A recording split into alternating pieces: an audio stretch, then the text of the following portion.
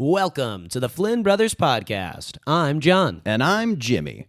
Today's big idea: Anthony Bourdain versus Guy Fieri. We talk about why we love both culinary icons, even though they couldn't stand each other. Later, we break down their feud and discuss how their differences will ultimately shape their legacies. Finally, we're going to take turns asking each other, would you rathers, with only two acceptable answers, Bourdain or Fieri. A winner must be declared. But first, here's the Solons.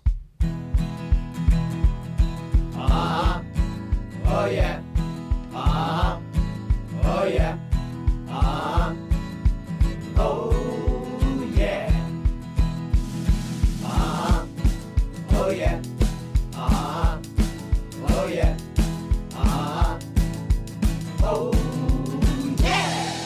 All right, fire up the saute pan. We're talking Anthony Bourdain versus Guy Fieri, and we're going to start with Guy Fieri. Buddy, I think we got to tell our listeners something.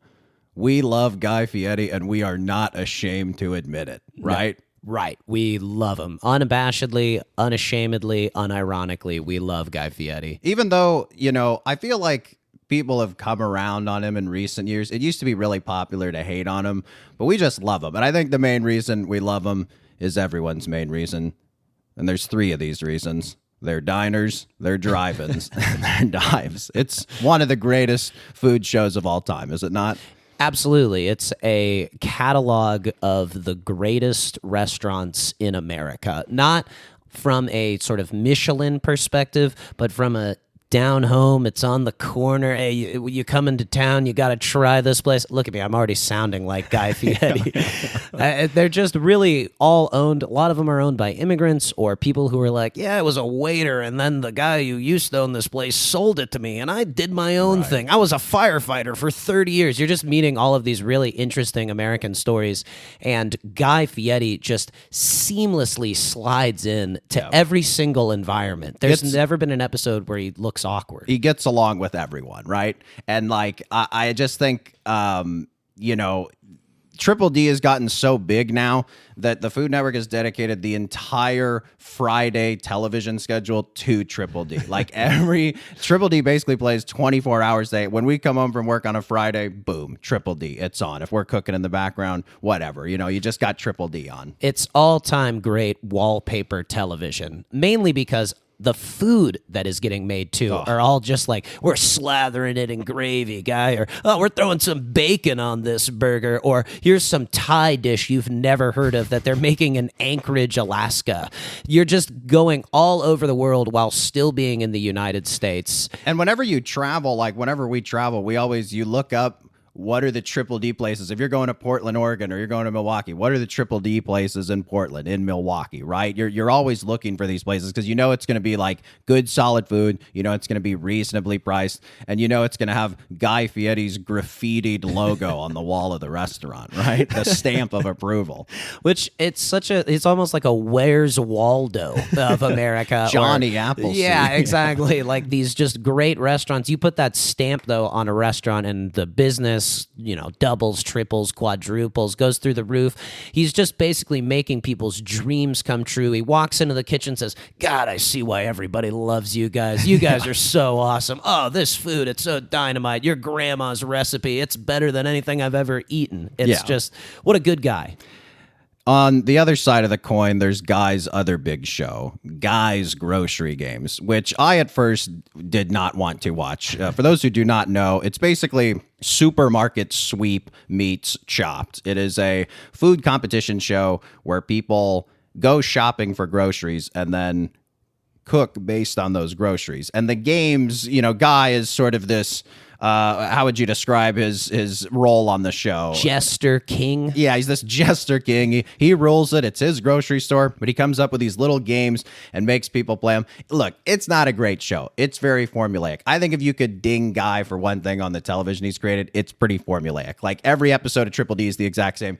Every episode of Triple G is the exact same. And then Guy's other show, which is kind of like even bigger than Triple G, is TOC, which is Tournament of Champions, which is basically Iron Chef and Iron Chef America were big shows on the Food Network. And then now there's kind of this Tournament of Champions show, which is kind of a guy's grocery gamesification of like an Iron Chef show, right? Yeah, whereas Iron Chef Japan took place in this fabled chairman's Japanese palace, and Iron Chef America, headed by Alton Brown, was taking place in various locales, like a undisclosed location in international waters. They really set up this pomp and circumstance.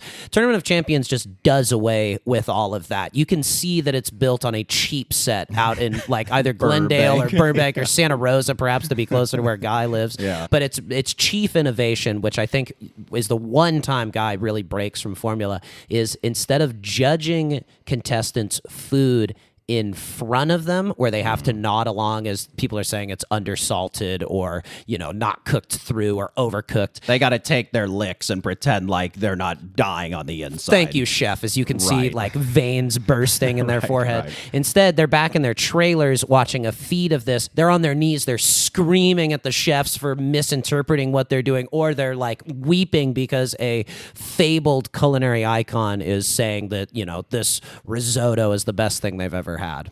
So Guy, he's got these 3 major TV shows. Diners, Drive-Ins, and Dives is the biggest. Like you said, he showcases the American dream. He makes people feel great. He shows everyone who is a tourist to any type of city, these are the places to eat.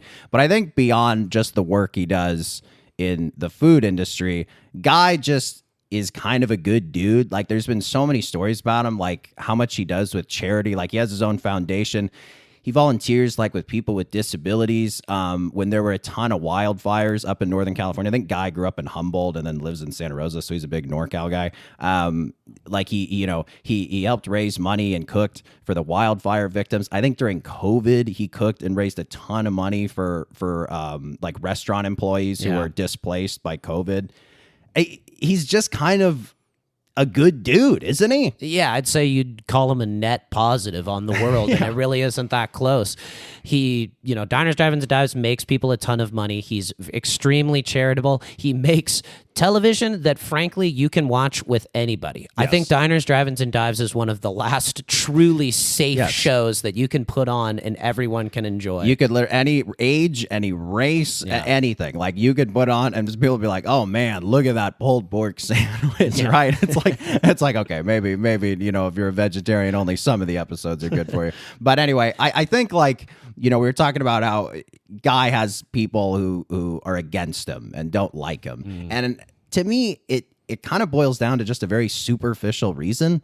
I think people just see Guy Fieri as trashy. And it's just a total instance of do not judge a book by its cover. I mean, we mentioned all the good stuff he does, but it's just so funny that how much ire is created in people just because a guy bleaches his hair, has pinky rings, has tattoos, says things like, money or gangsta, that pulled pork sandwich is money, that poutine's gangster. Like, why does it cause so much rage within people, do you think? Because it's so uncool. And yet he's trying to be cool in the least cool way possible. It's this very slice of 2000s that is just never deviated. He has never deviated from the style that he was just like, this is my look, I'm going for it. And at the time, it was gauche. It was trashy. It was over the top. And he's kept it up for 25 years. It's almost like people who are cool and who sort of get to gatekeep who gets to be on the inside or whatever. Right. It's like, that guy doesn't get in here. And he's like, I'm coming in and I brought pulled pork nachos. Yeah, that's our, for those of you keeping score at home, that's got to be our 3rd or 4th pulled pork mention. But I think we're NorCal guys who grew up in Sacramento. I think something we just enjoy about Guy Fieri and this aspect of him that's maybe people see as trashy, NorCal people, ourselves included, are just a little trashy. It's like, I would say the stereotype is, if you're doing Northern California versus Southern California, I would say Northern California people are a little trashy and Southern California people are a little materialistic. And it's like, it's a very broad swath, right? I am not saying this is every single person, but it's just like, there's a lot of like Guy Fieri type dudes in Northern California. Like, you know what I mean? Like doing, it's your friend's dad who's like barbecuing in the backyard. It's a guy who works at a hardware store. Like, Guy Fieri is just a type that, even though he's so singular, he is a type that that exists in Northern California. Yes, if not necessarily in his sartorial choices, in his approach to people and food. 100%. He is a type of man. Well, one person we know who definitely did not like Guy Fieri, the other fellow we mentioned at the top of this episode, Anthony Bourdain. Quick rundown on Anthony Bourdain for those who don't know enough about Anthony Bourdain. He was a chef for many years. He trained at the Culinary Institute of America. In his book, Kitchen Confidential, he talks about how, he worked everything high-end restaurants to bottom-of-the-barrel brunch shifts. And then he writes this book, Kitchen Confidential, I think it came out in 2000. I think most people would consider it one of the best nonfiction books of the 21st century. Is that fair to say? Oh, yeah, almost certainly. And so the book is massive. Overnight celebrity. He gets all these travel shows. He starts with one called, I think, A Chef's Tour. Then it's No Reservations on Travel Channel. Then Parts Unknown on CNN. And each show progressively got more kind of artistic and socio-political. Like just the look of the show got more and more professional, more and more artistic. And then in terms of the content, there was, yes, focus on food, but he was so concerned with socio-political issues as well. The people making the food in the countries he was visiting or the places he was visiting and what they had gone through historically and currently. Yeah. And his body of work is just so different from Guy Fieri's. And it's funny because we really like both guys. We love Anthony Bourdain. We love Guy Fieri. And it's always awkward when you have two friends, but they don't get along. Like, you know what I mean? Yeah. So I think that's kind of like how it feels when you like these two guys who had this feud, which we'll get into later. But, one thing about Guy, we mentioned him as this controversial figure that people find trashy. Some people, maybe not controversial, but polarizing figure where some people really love, some people hate. Is there really a major group of people who intensely dislike Anthony Bourdain? If I had to really stretch, I would say among people who appreciate like culture and aren't afraid to watch our movies, no. But if you were a really cultural conservative type person, you might see some of his choices and some of the moral issues with some things that he's done as questionable, or as just general punk rock, I don't care, tattoos, attitude, Right. as a little bit off-putting. But among, people in our friend group, I would say everyone's like, yeah, Bourdain's awesome. I'd love to be Anthony Bourdain. But Bourdain's main thing, particularly with Kitchen Confidential in his later career, was he put a mirror to the food industry. He was at heart a critic. I mean, there was this thing he existed in that he grew to criticize. And a big way he kind of made a name for himself early on when he was doing press tours is he would take these sort of pot shots at Food Network celebrities. Like I remember him making fun of Emeril, kind of saying Emeril's a hack, which, Emeril, from the early days of the Food Network, he was basically their Johnny Carson, and he hosted Emeril Live, which was basically the Tonight Show with Johnny Carson. It had a band. I think Emeril did a monologue up top instead of sketches, and give him an Emeril monologue was probably legendary. But yeah, so he would do these cooking demos instead of interviews with celebrities, and he had like I said, he had a band and a band leader, and I just think Anthony Bourdain found it, to borrow your word, gauche, and just found it an abomination in terms of putting out good food. Yeah, I think Emeril could still cook very well, but 100%. he wasn't afraid to put his name on a product. He's selling stainless steel pans late night on TV ads. Right. And he's going bam with pepper and then Right. plating it to a crowd that's going nuts. There were gimmicks. It's not the, back of the kitchen style that Bourdain liked. You didn't feel like you were talking with the chefs at 3 a.m. Right. passing around a bottle of tequila and smoking cigarettes, which is what Bourdain made you feel like. Right. And he made fun of Emeril, Paula Deen, which, he kind of ended up being right about that one. But another person he ended up really going after was Guy Fieri. And there's some articles online you can explore that have, mentioned this feud he sort of had with Guy Fieri. You'd be a bit hard-pressed to call it a feud. It's not like they were trading rap songs like Drake and Kendrick, right? They weren't like thinking about it all day and night and spending thousands, millions of dollars putting that sort of effort into it. But they did take a lot of shots at each other in the media, and it all started in 2011. Bourdain said this about Guy Fieri. I'm going to read the quote here.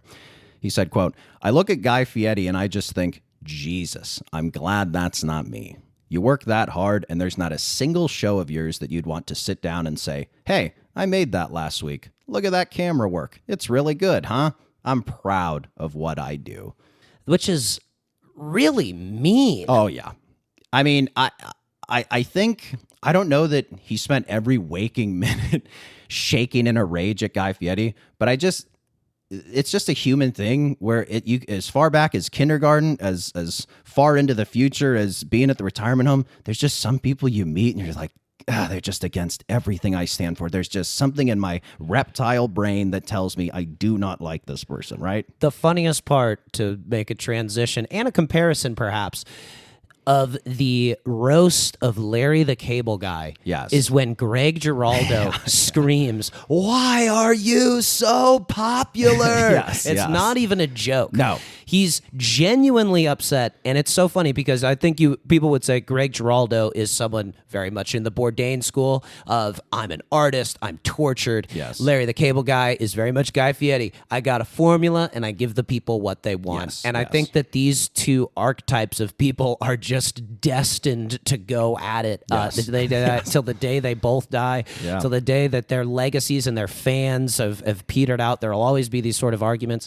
But I think what's interesting about this quote from Bourdain is he says, "Hey, I made that last week. Look at that camera work. Yeah. That's really Yeah. good, huh?" Yeah. Like Bourdain is Guy Fieri couldn't really care less, honestly, about camera work. He cares- Cinematography, Yeah. lighting, not his bag. Yeah. He cares that you get the thing that he's talking about in the shot. He gets that you catch him mugging at the camera. I mean, on Triple D, if you ever pay attention to it really closely, there's probably a cut every second. Oh, almost. it's one of the fastest paced shows. Whereas, yeah, Parts Unknown, no reservations, the Bourdain shows, it's like a Woody Allen film where it's like, man, that was a 60-second take, or like, you know, of him walking through the back alleys of Saigon. Yes, and they're just completely different shows. And I think Bourdain took a lot of pride in believing that his shows would stand the test of time, whereas I think you could argue with Triple D, Triple G, and TOC, these shows are somewhat disposable. They are more content versus, I think Bourdain saw what he was doing as art, right? I think Bourdain believed Fieri was a brand. He is an artist, right? So I think there's that big disconnect. If you want to make a comparison, it's basically like Triple D is like a multicam CBS show, right? It's like brightly lit. There may as well be a laugh track, but instead of a laugh track on China's Driving Knives, they just have like canned rock and roll music playing the entire time. And there's lots of like corny jokes and stuff. Whereas Parts Unknown, the Bourdain shows, it's like a prestige HBO show. Beautifully shot, very thought-provoking.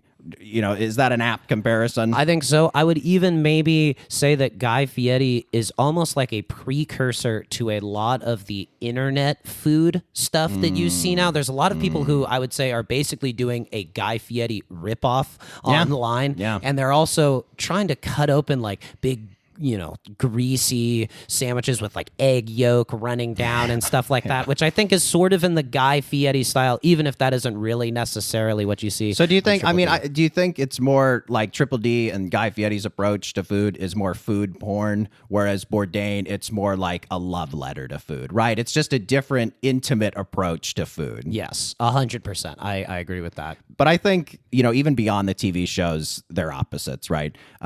Few things I was thinking of. You compare their body of work in terms of writing, it's kind of laughable. As we said, Kitchen Confidential on Bourdain's end, it's one of the most important books of the century. And then the follow-up, Medium Raw, which we'll read from later, is awesome. Also good. Not as good as Kitchen Confidential, but pretty important in its own right. And then, you compare that to Guy Fieri has some cookbooks, and it's like, I'm sure some of them are his recipes that he basically, recipes he makes at like Super Bowl parties and stuff like that. And it's, big gatherings, but not like really, really serious pieces of literature, right? No, Guy isn't really writing much down. And you can see maybe some of his flaws as a wordsmith when you watch Guy's Grocery Games and he's just off the cuff riffing to the camera. The jokes are often extremely corny, sometimes just bizarre non sequiturs that don't really make sense. And yet you're still in it with him because I think what Guy gives you is this home cooked feel. It feels very relaxed. Whereas, yes, with Bourdain, you almost have to feel like you're sitting up a little bit to make sure you don't miss something, because everything that's coming at you is so loaded and dense. In terms of coming up and their trainings, Bourdain, he graduated from the Culinary Institute of America. Guy Fieri studied hospitality management at the University of Nevada at Las Vegas. It's just like a hilarious contrast in how they were trained. And then Guy Fieri went on to open restaurants with names like Tex Wasabi and Johnny Garlics, whereas, Anthony Bourdain was the executive chef at La Halle in New York City, right? It's just, they could not be more different in terms of the restaurant style, right?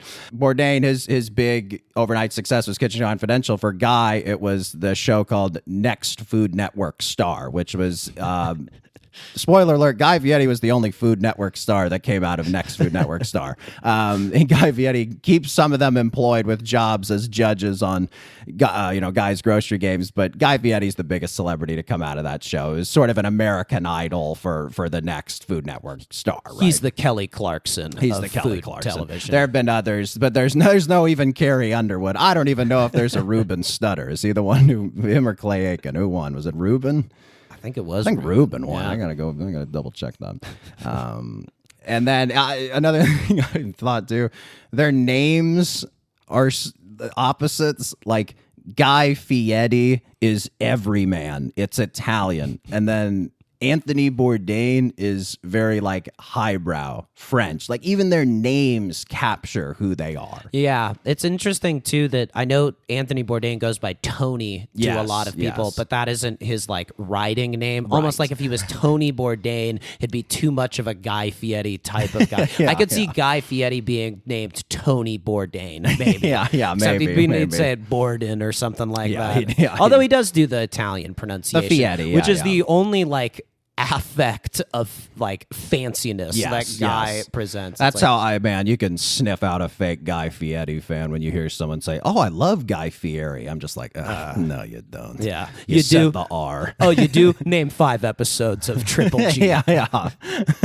So anyway, we mentioned the pot shot Bourdain took earlier about the camera work. So this kind of started the feud between him and Fieri. So it sort of escalated when Guy Fieri opened this restaurant in Times Square in New York City called Guy's American Kitchen and Bar. It opened in 2012, and it was the subject of one of the most famous restaurant reviews of all time, I would say. If you've ever read a restaurant review, it might be this one. It was written by Pete Wells. He awarded Guy's American Kitchen and Bar 0 out of 4 stars. The entire article, review, I should say, is a series of rhetorical questions. I jotted down a section here that is my favorite. Would you like to read it, or shall I? Oh, I'd love to. Why don't you be Pete Wells, the restaurant review? Yeah, I'm going to kick it to you. Why don't you go ahead and do it as condescendingly as possible? When we hear the words donkey sauce, which part of the donkey are we supposed to think about?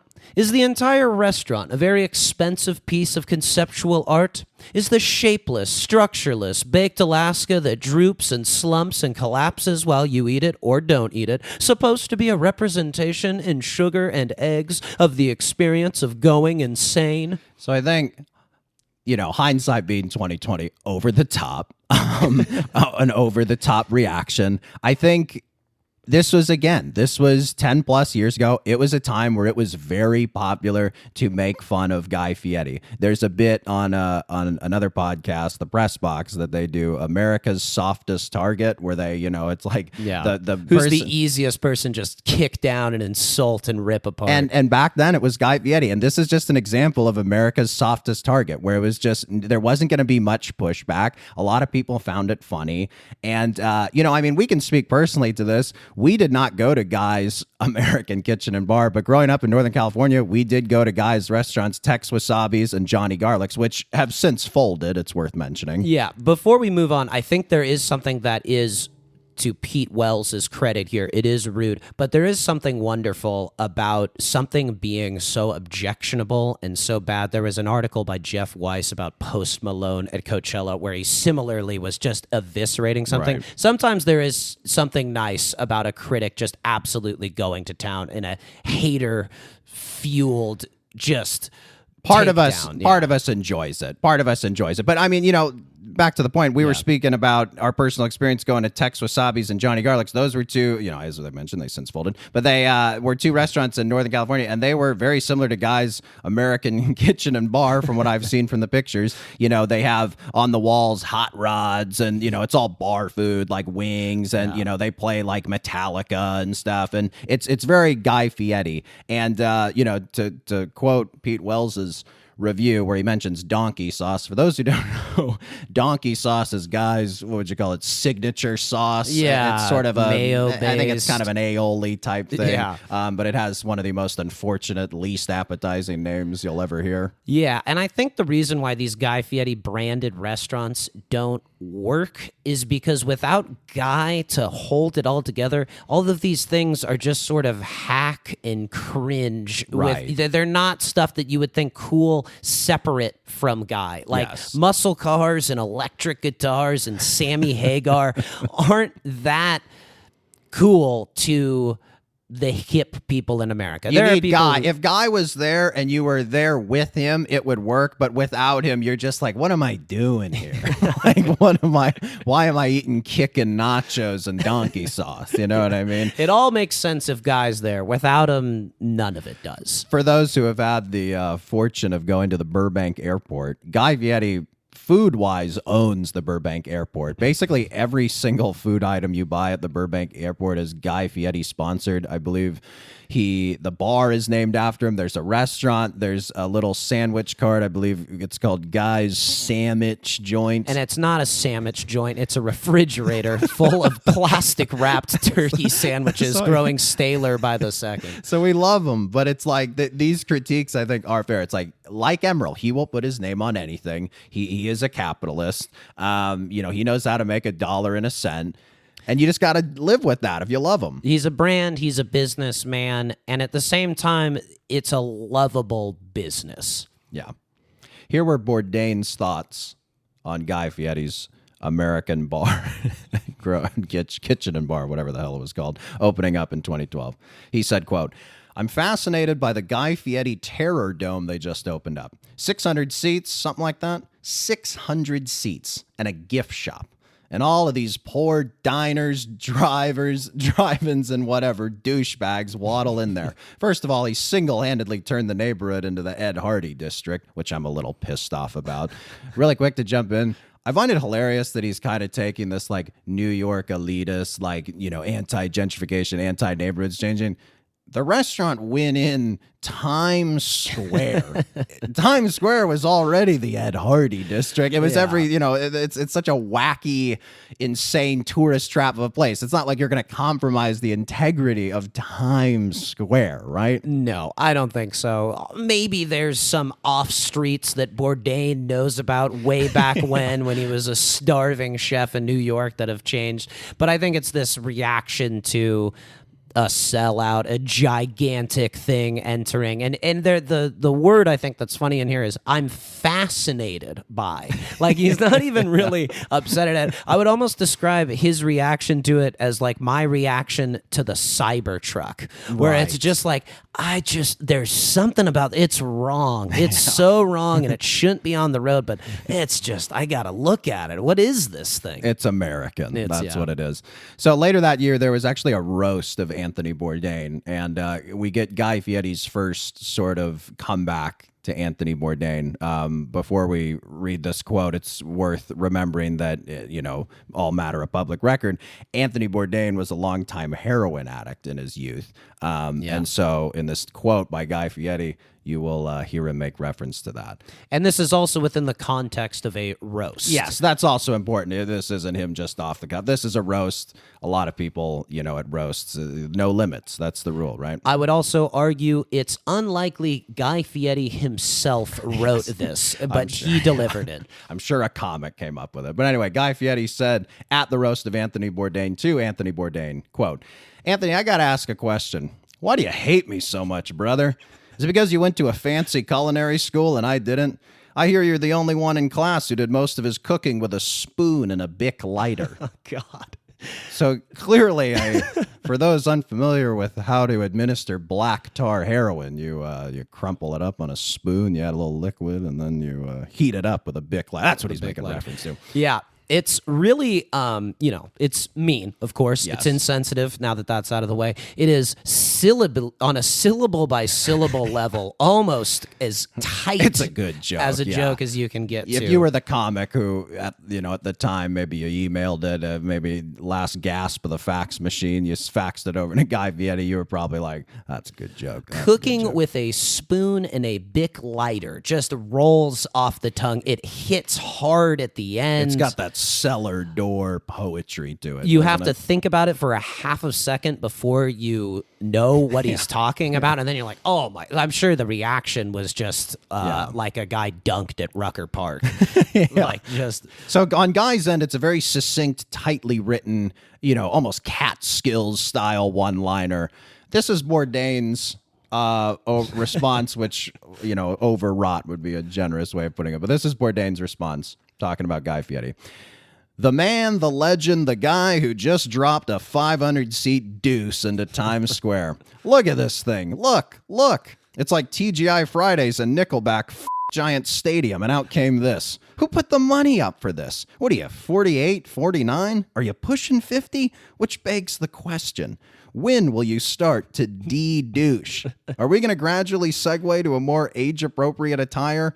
As the years pass, will the sunglasses slowly move forward, eventually finding their way to, say, your eyes? What then? Will your cruel masters at Food Network jettison you like they did Mario Batali and Emeril Lagasse before you? I'm worried about this. So again, to the point it's up, like, just overwrought. Like it is just clearly like he couldn't stop when he was writing the jokes the night before, the week before. He could not stop his pen from getting every single thought he had down about Guy Fieri, like frothing at the mouth, right? I'm going to make a second basketball reference. It's like when a guy gets dunked on and he can't stop himself from just one-on-one attacking a guy and Yes. throwing the ball out of bounds, doing too much. Maybe he gets Yes. fouled on a play or something, but just totally derails the game. And you can just feel Bourdain. It's like, this is so much more stressed and pushed than his writing typically is. Yes. And I think it's this faux concern that he manifests for him that's just kind of a bank shot, whereas Guy's is just like, you used to do drugs, dude. It's Instead of attacking the very core of what he stands for. But again, it's to people's gripes about Guy Fieri, it's all superficial stuff. It's like he opened a tourist trap restaurant. He wears sunglasses on the back of his head. Like, these aren't, high crimes, are they? No, it's basically, again, like Fieri is almost like Eminem in 8 Mile, where he just, like, everything you can make fun of him, he just takes it away. It doesn't matter. And I think that's a really important thing about Guy Fieri. He is in on the joke. Yeah. He knows how he looks. He knows he's in his mid to late 50s and he's still spiking his hair. Like, he gets it. And he just doesn't care. Like, it's just who he is. And it's like, I think people would...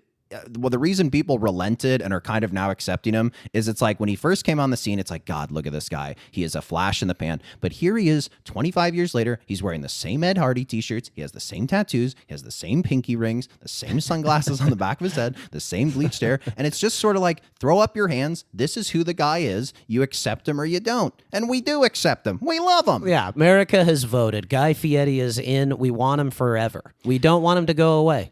Before we head to break, I just want to ask one last question. Did you think both men needed each other? Did Guy Fieri need Anthony Bourdain and vice versa? Is it sort of this Batman and the Joker, we're destined to do this forever? Like, is it one of those I'm things? nothing like you. Is it one of those things where is it a John and Jim? Is it one of the where they're frenemies, they're antagonists, they're two sides of a coin? Like, do you think they needed each other, or would they have been fine without this feud, without this juxtaposition? I don't also host a chef travel show where I talk to people about food. That's my impression of Bourdain. Yes, I think actually that they, like Batman and the Joker, their differences highlight each other's negative and positive features. Guy becomes all the more everyman and likable and sort of down to earth. Bourdain becomes all the more hip and cultured and incisive and better at writing than Guy Fieri is, but also seems meaner. Guy Fieri also seems tackier because of the comparison to each other and just this really height. I mean, Bourdain, like down to like the way they dress, Bourdain's almost always in like black and he has salt and pepper hair. Guy Fieri never met a color he wouldn't slap on a Hawaiian shirt and put on himself. And I think that there's just something about him that makes each other better in the same way that, you know, Batman, you get the best out of Batman when he's up against the Joker. The Joker has to come up with new sick little schemes to weasel out of jail when he's going up against Batman. Yeah, I don't think they necessarily needed each other, but to your point, they helped each other along the way. Yeah. All right, we're going to step aside for a sec. We'll be right back.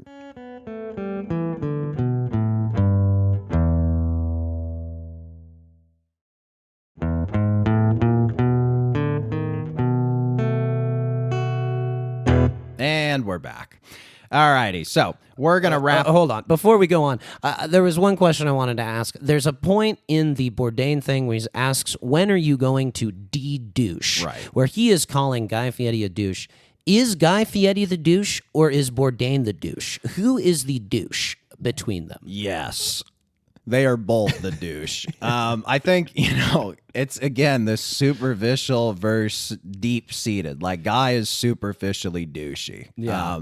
And again, I think maybe that word you're not allowed to use anymore. I'm sorry. I majored in English. I don't know any other word for it. It's just the Ed Hardy t-shirts, the sunglasses. It's like, look, I love Guy Fieri, okay? Yes. There's things he would see about how I dress and how I style myself that he could think of an equally insulting word for.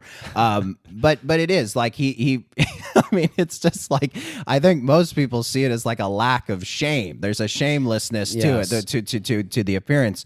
But then on the other side, it's like, it's just a little hard for me. Like, I love Anthony Bourdain, but it's just like, you do have to reckon with the fact that he kind of made his bones criticizing other people, like at least at the start. Like, he had a pretty varied body of work, but a lot of sort of the fame and the things that brought him attention were just ripping down people. And there's it's like throwing stones in a glass house. It's just eventually, people are gonna turn the mirror onto you, right? There is a little something too with the really intense punk rock stylization of himself and this highbrow taste that he had, which you wouldn't even necessarily say that it's wrong. No. That he has really good taste, but there is something that's a 10% douchey about it. And I would also say that there is a 100% chance that in private moments, Guy Fieri called Anthony Bourdain a douchebag. And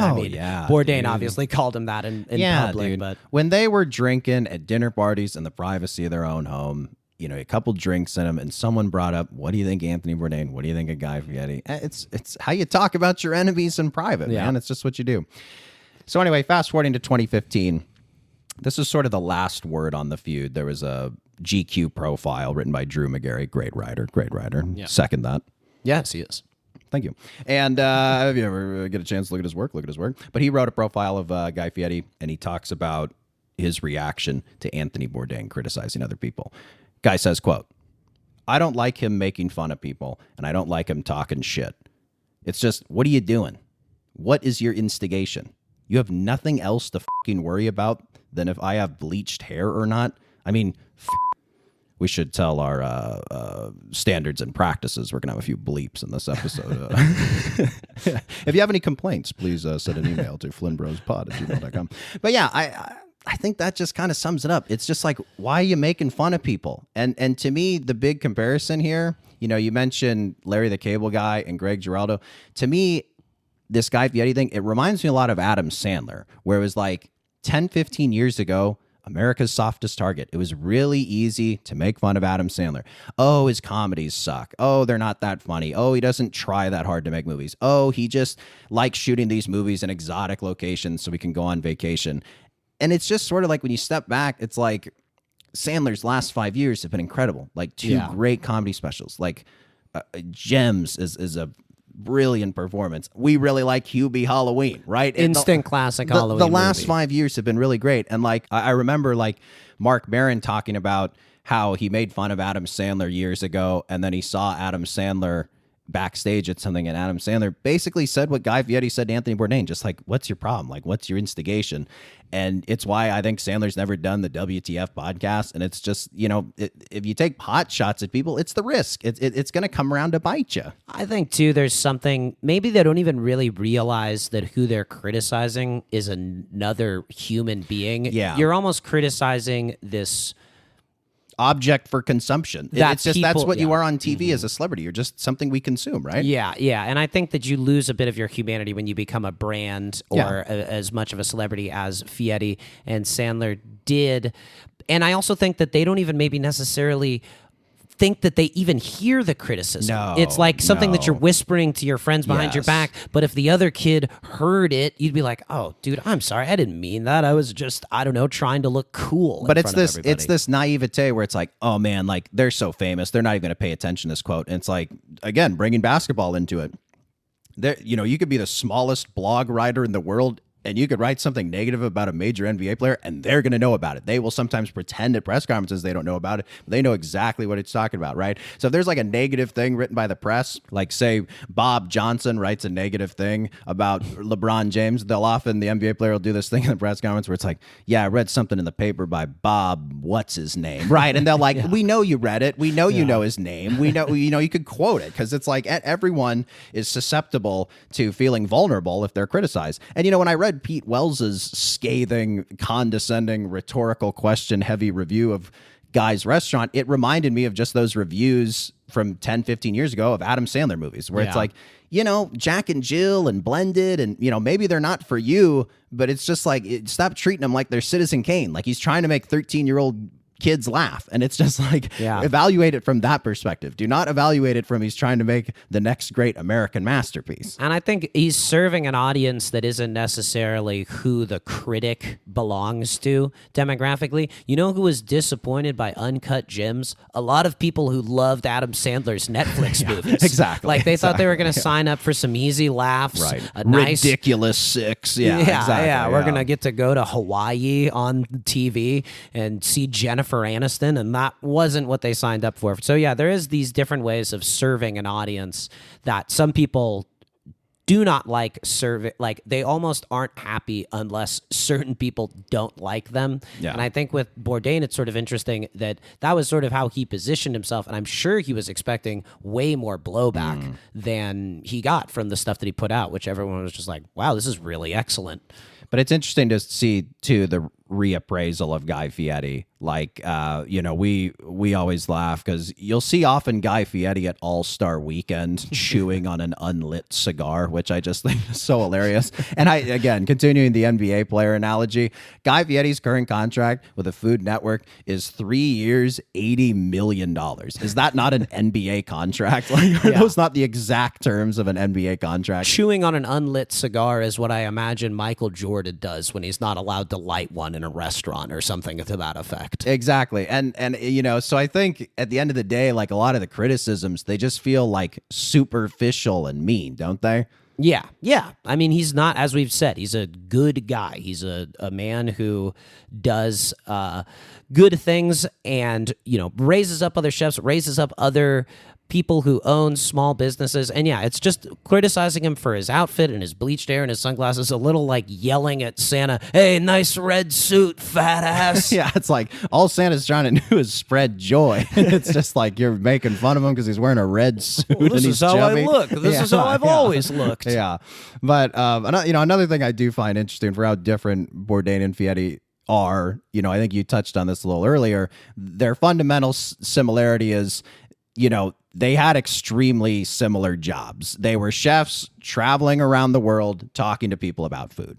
And their mission was the exact same. It was to get people more interested in food. It was to spotlight places they like to eat and thought other people should eat. And it's just kind of a noble mission, isn't it? I think we're all a bit smarter about food because of both of them. I think Bourdain really gave people an inside look at what kitchens were like and also just sort of how to be a baseline competent chef. Like there's that chapter in Kitchen Confidential where he lays out the things you need to have in your kitchen, which I think a lot of people would be well served to revisit. Sharpen your knives. Sharpen your knives. Yeah, exactly.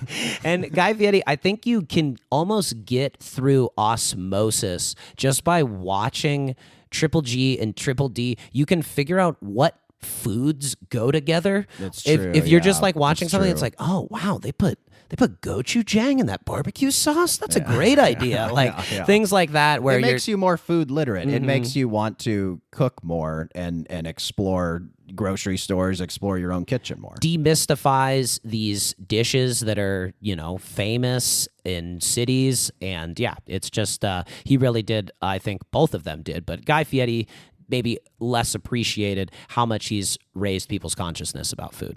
Couple interesting things about him and how they've aged. One subject being vegetarianism and veganism. I know everyone thinks Guy is just this, gravy-soaked, deep-fried monstrosity, but he's always been very pro-vegetarian and pro-vegan. We mentioned he grew up in Humboldt County. He had hippie parents, right? Didn't he grow up eating pretty vegetarian? Absolutely, yeah. It's one of the things that I think is the most strange details about Guy, in addition to his utter aversion to eggs. But back to the vegetarianism. But yeah, so he's always been on board with that. In contrast to Bourdain, here's a quote from Kitchen Confidential. Quote, "Vegetarians and their Hezbollah-like splinter faction, the vegans, are a persistent irritant to any chef worth a damn. To me, life without veal stock, pork fat, sausage, organ meat, demi-glace, or even stinky cheese is a life not worth living. Vegetarians are the enemy of everything good and decent in the human spirit, an affront to all I stand for, the pure enjoyment of food." Now, there are elements, I think the one thing I agree with is the veal stock, the pork fat, sausage. As someone who eats meat and enjoys those types of things, it is true. He says in the book, your body is not a temple, it's an amusement park. Enjoy the ride. And I think there is truth to that within limits.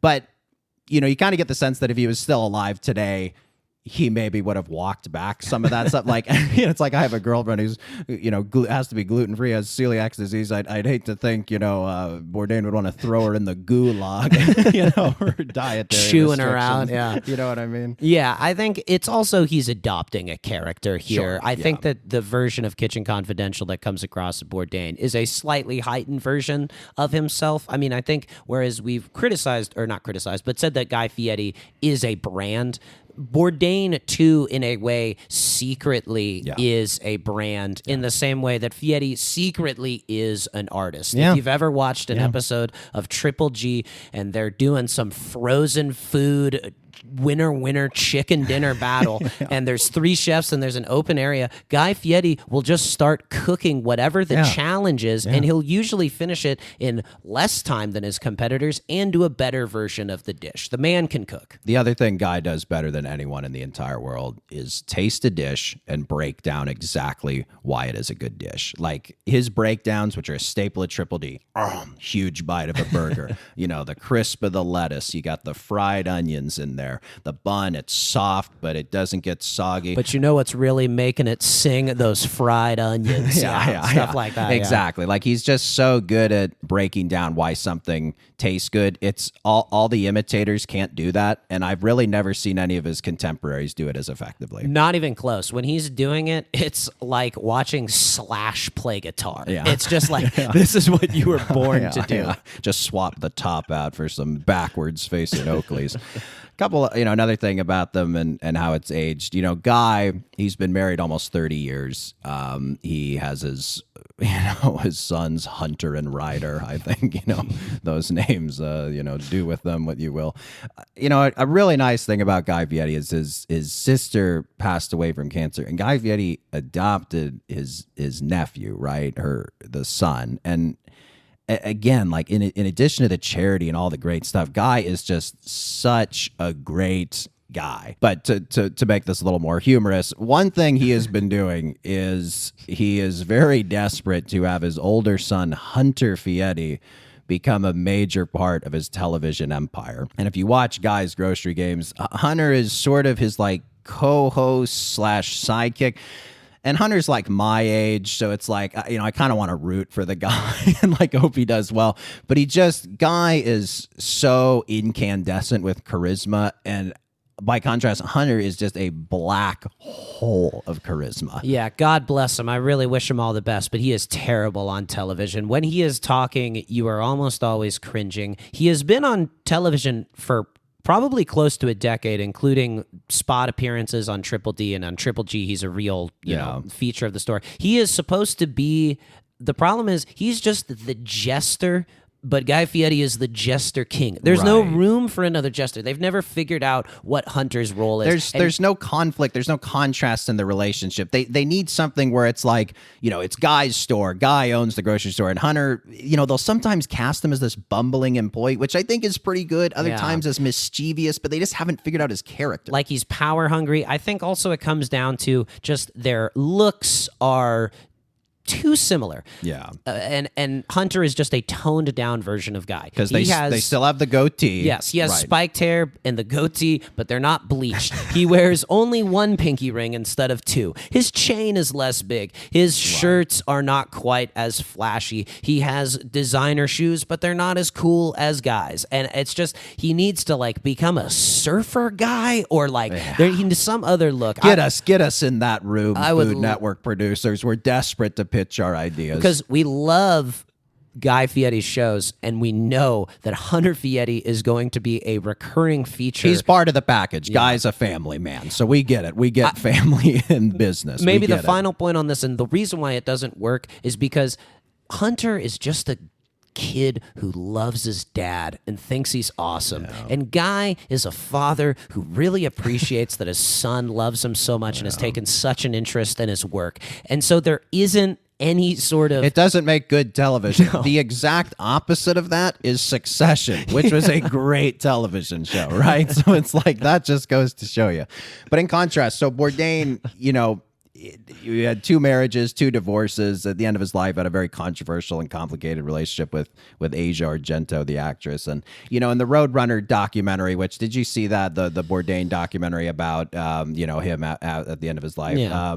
They talk about his rise. And then just like at the end, they talk about, and, it's all a matter of public record, but, he had mental health issues. We talked about it earlier. He had drug issues and stuff. And I just want to read from Medium Raw. There's this one passage from this chapter called "The Rich Eat Differently Than You and Me," and I've never heard anyone talk about this passage. To me, it really shines a light on how he was toward the end of his life, and to me, it reads like one of the great passages of nonfiction that I've ever read. It's something that we as screenwriters incorporated into one of our scripts. We found it so inspiring and just so incredible. So, it's, I guess, how would you preface it? It's a little dark. It's a little morbid. It's funny. It's self-deprecating. I mean, yeah. Yes, I would say that Ernest Hemingway would be jealous of it, and any resemblances to any scripts that we've written are entirely coincidental.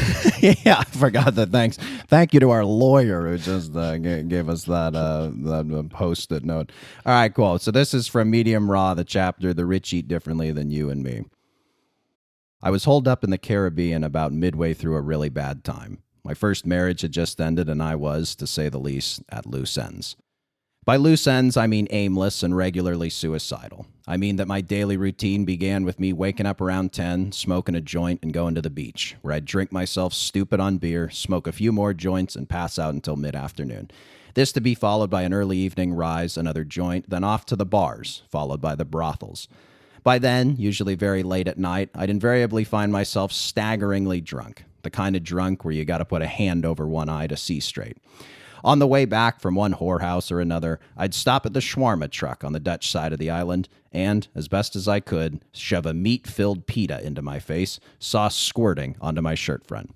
Then, standing there in the dark parking lot, surrounded by a corona of spilled sauce, shredded lettuce, and lamb fragments, I'd fire up another joint, before sliding behind the wheel of my rented 4x4, yank the top down, then peel out onto the road with a squeal of tires. To put it plainly, I was driving drunk. Every night.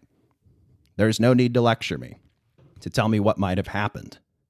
That wasting my own stupid life is one thing, but that I could have easily have crushed how many innocents under the wheels during that time. I know. Looking back, I break into an immediate cold sweat just thinking about it. Like a lot of things in my life, there's no making it prettier just because time's passed. It happened. It was bad. There it is. God. What's your reaction? It's stunning in its depravity and intelligence. Rarely are you able to get something in that tight a package of someone who is deliberately screwing up their own life and destroying it, and yet able to also look at it with a lucidity which you would imagine would stop them from acting in that way. The crazy thing I thought about while reading it, imagine Guy Fieri writing that. Like they are just so different. They just see the world so differently. And the passage goes on, I won't read anymore, but the passage goes on to basically talk about how he would fire up this radio station. It would play a very eclectic mix of like kind of 70s rock and roll. And he would drive as fast as he could toward a cliff's edge. And depending on what song came on, he would either turn the wheel at the last second and save himself, or he would just let go of the wheel and decide to go over the cliff. Yeah. And it just, there's always a lot of surprise when people die in the way that Anthony Bourdain died. But at the same time, it's like you read that passage and it's like this guy, he wrestled a demon a lot of his life. And it's just like, it's kind of this darkness that overshadows his life and his work that just is sort of absent from the life and the work of Guy Fieri, at least from an audience's perspective. Yeah, I'd say that Bourdain is characterized by his woundedness and his sort of perseverance through that woundedness, whereas Guy Fieri is essentially invincible. Yeah. I've never even really seen him look sad or downbeat. You never see the melancholy episode of Guy's Grocery Games or Diners, Drive-Ins, and Dives. There's a moment of Tournament of Champions where a guy goes through a panic attack, and Guy, in this, there's no other way to say it, Christ-like scene, heals this man of his panic attack, talks him down, walks him outside, still gets footage of it because he's Guy Fieri and he's a brand, but doesn't make this guy look bad. No. Sort of destigmatizes the whole thing. It's basically, he makes it look like it's a mental cramp. Yeah. And he's just like, hey, buddy, you're all right. Take Stretch your time. out. Yeah, exactly. Yeah. And I No, think it's that true. there is this, again, invincibility, this perpetual happiness at the core of Guy Fieri, which is why he makes it so refreshing to just have your TV on Friday. At the end of a long week, there's Guy Fieri unhinging his jaw, squatting down, and taking the biggest bite out of a juicy burger that you've ever seen. I think that there is something that's super comforting about that. And it's sort of almost like, it's sad that they could never, Bourdain and Fieri, find a way to come together, because I think Fieri could have used a little bit of Bourdain and Bourdain could have used a little of Fieri. Well, let's put a bow on it. What's Anthony Bourdain's legacy? Man, I think, if I may, I know I asked the question. I'll be the first to answer. go for it. I always remember him as a writer. And I just think, in addition to the books, all the voiceover of his TV shows to me is writing. Yeah. And just when you read his work, you hear his voice. We would have played his audiobook for that excerpt, but we don't have the rights to it.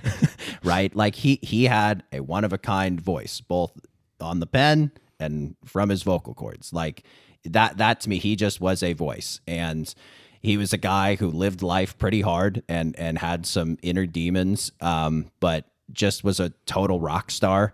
And people, absolutely loved him. I think he got too big for what he could handle. Yeah. I think it's one of those things, kind of like you see with Michael Jordan in the Last Dance documentary. He just got too big. You can't walk into a hotel through the front door. You can't go to Target. People just lose their minds when they see you. And I think he'll have a very long legacy. He was a guy who, did blend in everywhere. The ultimate sort of like local, even if he was somewhere foreign.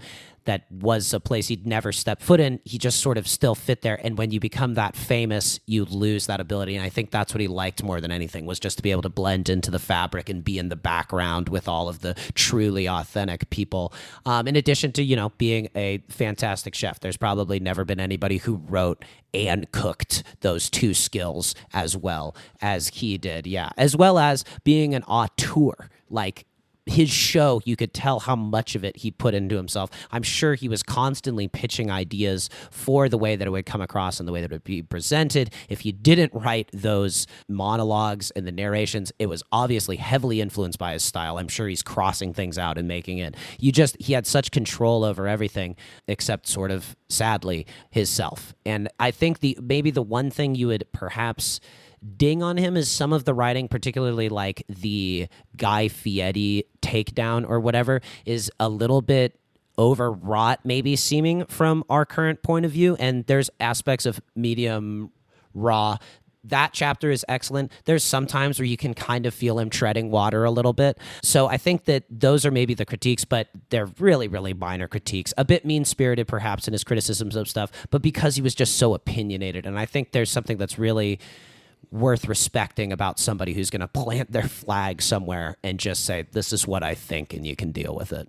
And I think we have a more clear vision of Bourdain's legacy because he's passed.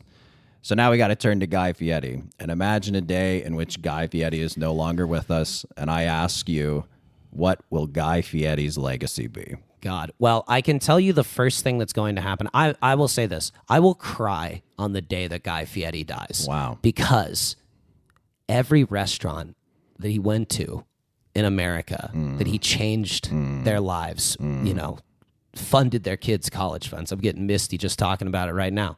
Are going to do these huge tributes of Fieri. It's going to be all over social media. It will completely blanket it. It'll wipe out the sun. And it'll be a day where I think he'll finally kind of get his due. I think that is so true. On a person-to-person, I changed your life basis, Guy Fieri has just done more than Anthony Bourdain. Although in terms of a macro level, world, injustice in the Middle East, raising those socio-political concerns, Bourdain obviously did more. And I think if I have to boil it down, I said earlier, Bourdain was a voice. That is how he'll be remembered. Guy Fieri, it's almost an energy. Like it is just this energy of pure joy, of just, hey man, if there's bad times, push him out. It's almost this Jimmy Buffett, Margaritaville, like we are just about good times. We are about family. We are about having a huge meal together. And for both of them, is that not the best parts of life? Absolutely. To paraphrase Bourdain, to me, a life without Guy Fieri and Anthony Bourdain is not a life worth living. No, they're two sides of a coin that when it comes to, I think, food and life that have equally valid points. And I think that's why we like them both, because they came at the world from such different angles and yet I think arrived at similar truths about what was good about life. And I think when two people that different do that, that it's really something special and worth hanging on to. Well, we touched on some dark stuff. We got a little emotional. When we come back, we're going to play a fun game of Would You Rather with Anthony Bourdain and Guy Fieri. We'll be right back.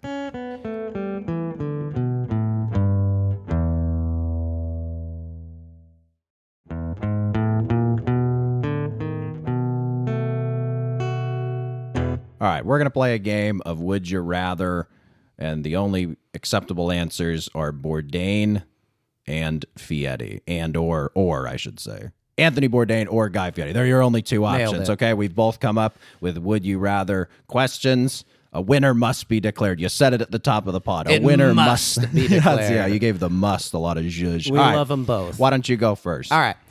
Would you rather have Guy Fieri or Anthony Bourdain set you up on a blind date? Oh, my God, man. Well, with Fieri, man. Fieri, it's just going to be a chick like Fieri. And Bourdain, it's just going to be a chick like Bourdain. That is what you think. My gut.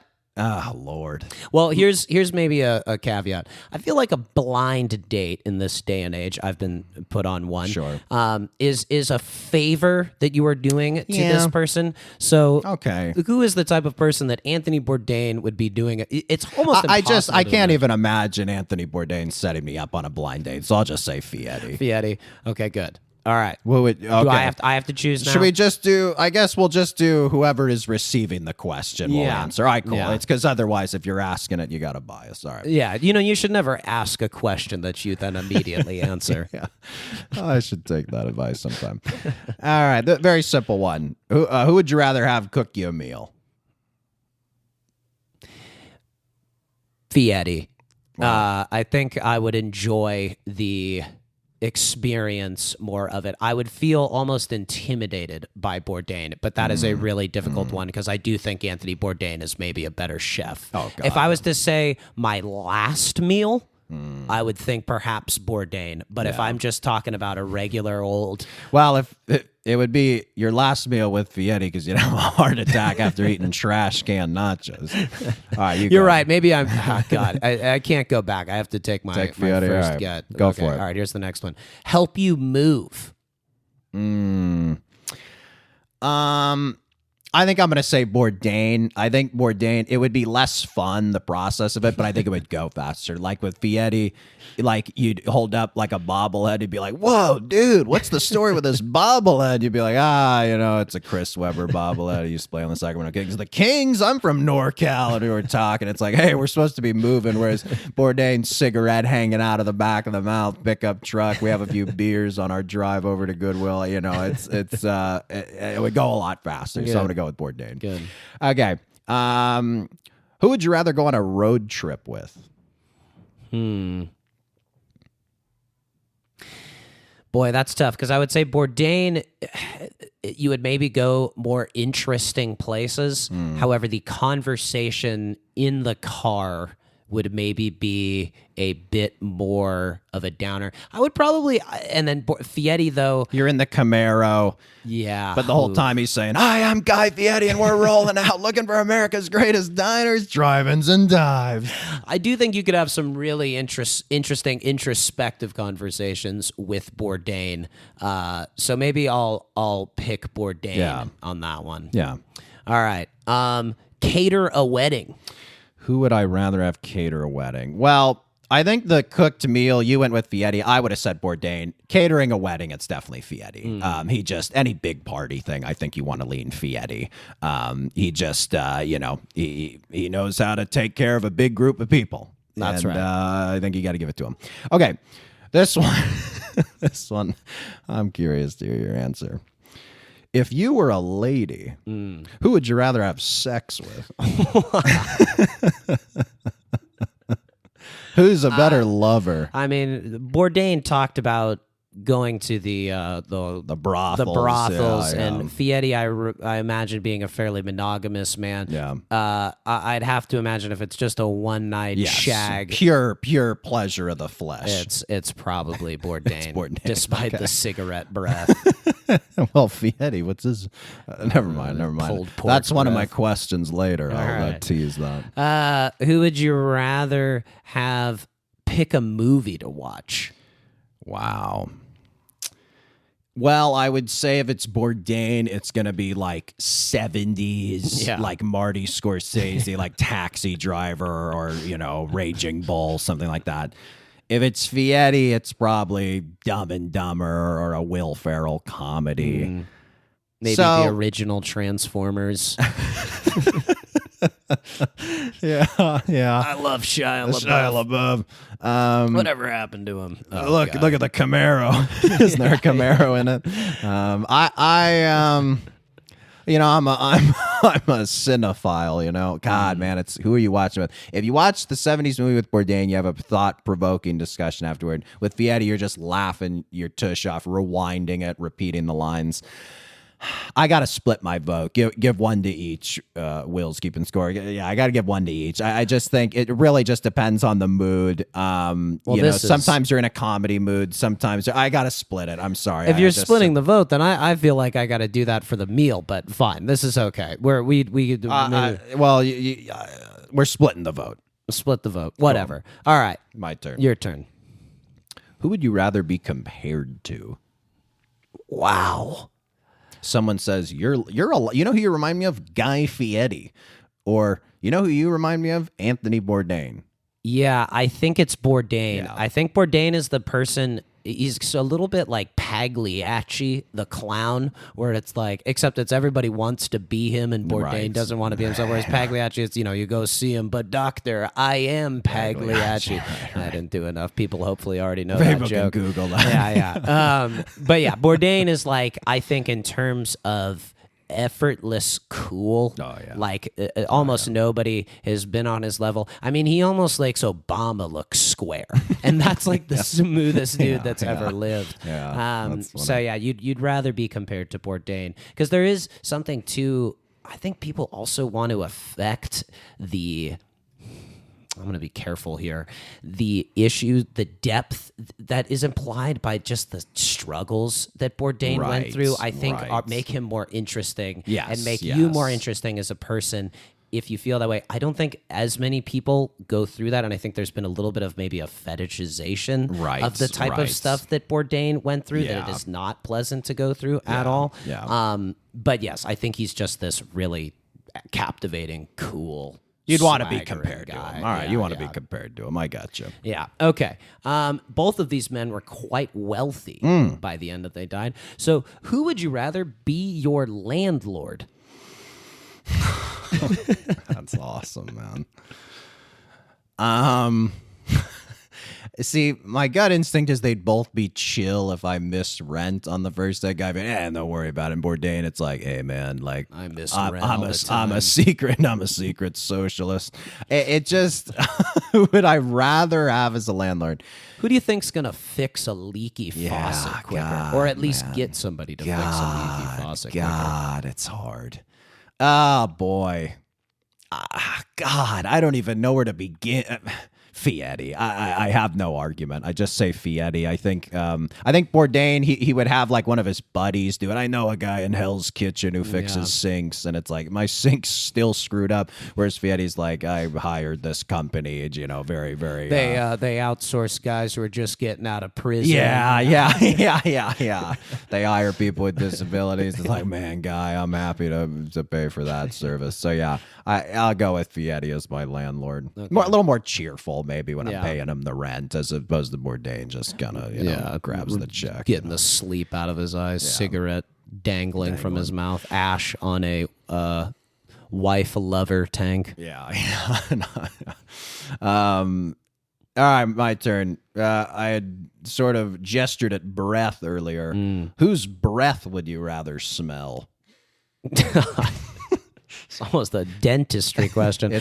But here's the thing. Guy chews unlit cigars. Anthony Bourdain smokes cigarettes. Yes, but the They both frequency drink, right? with which Guy Fieri is chomping on unlit cigars versus Anthony Bourdain smoking is not even the guy does that once a year. Well, then I guess it's cigarette breath versus buffalo wing breath is the real issue. I, for whatever reason, have just a feeling that Guy Fieri would actually have great breath. Yeah, I feel like he he does would have take good care dental of his hygiene. teeth. He's got a nice smile, And I think too, when you're, let's just say it, a larger man like Guy Fieri is, sometimes you take care of some things such as your teeth and the way that you smell a little bit more so that people don't think of you as a gross fat guy, which is something that nobody wants to be. Yeah. Not that Guy Fieri is fat. Not that all fat people are gross. Look at us tripping over ourselves trying to apologize. Not to that anybody's anticipate- anything, but yeah, to anticipate the outrage. All right, your turn. okay. Who would you rather go on vacation with?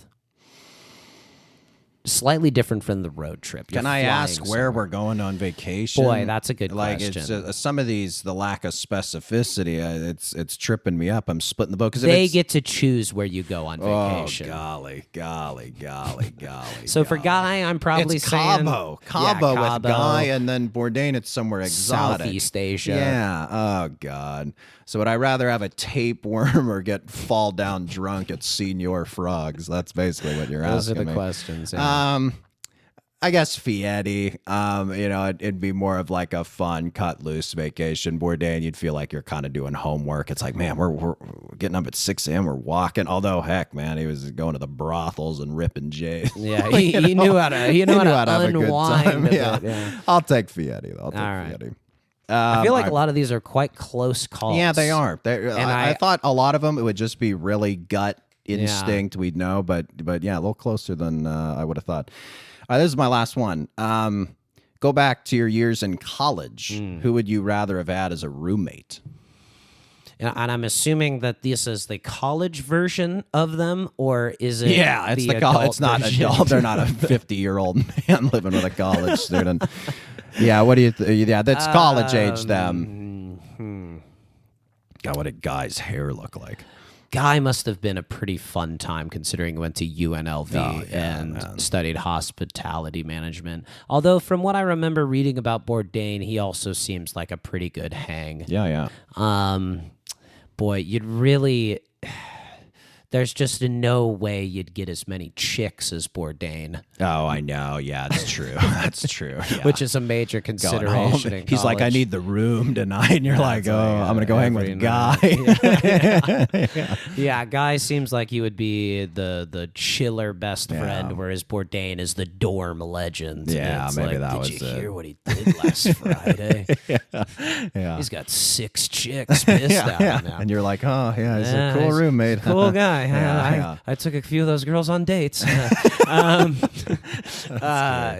don't know. I guess it's Guy. Guy. All right. You picked it. All right, fine. Here's the last one. One. You had no more, right? Yeah. Who would you rather? This is a momentous occasion in your life. You're Okay. either getting married, you're retiring. Okay. Who would you like to give a speech about you? Oh, man. Guy would say very heartfelt things, but Tony's the writer, man. I got to go with Anthony Bourdain. He just, I think as long as he didn't, treat me like it was his own roast,